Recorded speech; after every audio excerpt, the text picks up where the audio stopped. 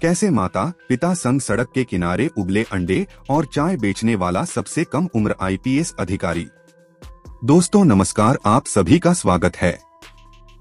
दोस्तों आशा करता हूँ आपको वीडियो पसंद आएगा, तो चलिए शुरू करते हैं।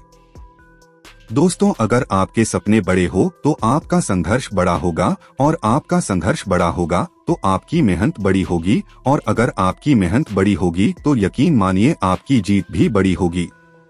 दोस्तों इस बात को सच कर दिखाया देश के सबसे कम उम्र के आईपीएस ऑफिसर बनने वाले साफिन हसन ने। दोस्तों यह एक प्रेरणास्रोत कहानी है, गुजरात के सूरत में रहने वाले साफिन हसन की है। साफिन हसन एक मध्यवर्गीय परिवार से थे। साफिन अपने माता पिता के साथ गुजरात के सूरत में रहते थे। शुरुआती दौर में उनके माता पिता सूरत के एक डायमंड यूनिट में काम करके अपने परिवार का गुजारा करते थे, परंतु कुछ ही दिन बाद किसी कारणवश उनकी माता पिता की नौकरी चली गई। नौकरी चले जाने के बाद उनके परिवार पर तो मानो दुखों का पहाड़ ही टूट पड़ा। नौकरी चले जाने के बाद उनकी परिवार की आर्थिक स्थिति काफी खराब हो गई। परिवार की स्थिति को सुधार करने के लिए घर जाकर इलेक्ट्रिशियन काम करने लगे, और उनकी मां ने घरों और शादियों के समारोह में जाकर रोटियां बनाने का काम करने लगी थी। परिवार की आर्थिक स्थिति इतनी खराब हो चुकी थी कि कुछ पैसा अतिरिक्त कमाने के लिए साफिन हसन के पिता और उनकी माता जाड़े के दिनों में सड़क के किनारे उबले अंडे और चाय बेचा करते थे, अपने परिवार की पालन पोषण कर सके और हसीन की पढ़ाई में कोई दिक्कत नहीं हो।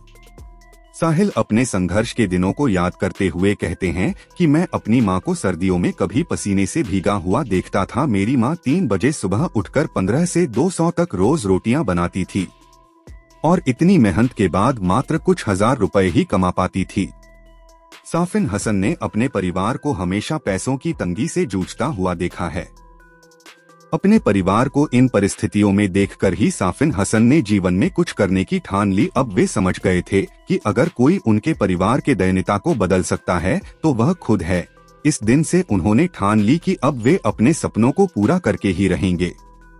साफिन हसन ने अपने एक दिए गए इंटरव्यू में यह भी बताया कि उन्हें यूपीएससी में आने की प्रेरणा कहां से मिली है। वे कहते थे कि जब स्कूल में पढ़ते थे तब एक बार उनके जिले के जिलाधिकारी ने उनके गांव का दौरा किया। जब जिला अधिकारियों उनके गांव में पहुंचे तो गांव के लोगों ने उनका बहुत सम्मान किया। जिला अधिकारी के प्रति गांव वालों का सम्मान और इज्जत देखकर साफिन काफी हैरान थे।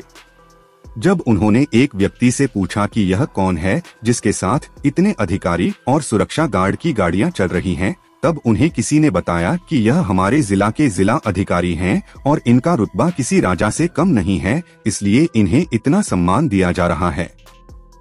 डीएम के रुतबे और काम से प्रभावित होकर ही साफिन ने भविष्य में डीएम बनने का सपना अपने मन में पाल लिया और यह निर्णय कर लिया कि वे डीएम बनकर ही रहेंगे।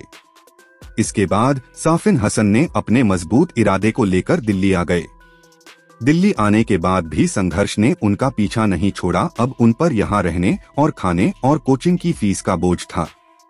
साफिन हसन के इस संघर्ष को देखकर एक गुजराती परिवार ने 2 साल उनका कोचिंग और खर्च उठाया था।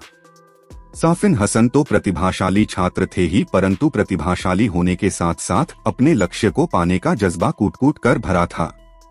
जब वे अपनी यूपीएससी की परीक्षा का पहला अटेम्प्ट देने जा रहे थे तब उनका रास्ते में एक सड़क हादसा हो गया, जिसके कारण उन्हें काफी चोट लगी और साथ ही शरीर लहूलुहान हो गया। के बावजूद उन्होंने अपने को कमजोर नहीं होने दिया। उन्होंने तुरंत पास की क्लिनिक में फर्स्ट एड लिया और उसी लहूलुहान अवस्था में परीक्षा केंद्र में जा पहुँचे।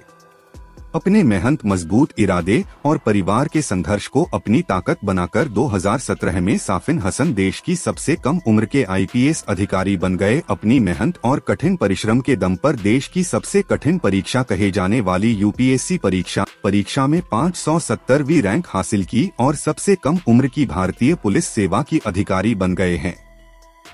साफिन हसन के संघर्ष और सफलता की कहानी देश के उन लाखों युवाओं को प्रेरणा देती है जो हर साल यूपीएससी और अन्य प्रतियोगी परीक्षा में भाग लेते हैं, पर थोड़ी सी कठिनाई में अपना हौसला खो देते हैं और विपरीत हालातों से हार मानकर अपने लक्ष्य से भटक जाते हैं।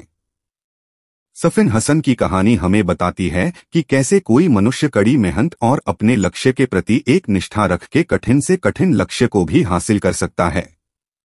तो फ्रेंड्स, आपको वीडियो कैसी लगी हमें कमेंट करके जरूर बताएं और अच्छा लगे तो एक लाइक जरूर करें। जुड़े रहने के लिए सब्सक्राइब करें।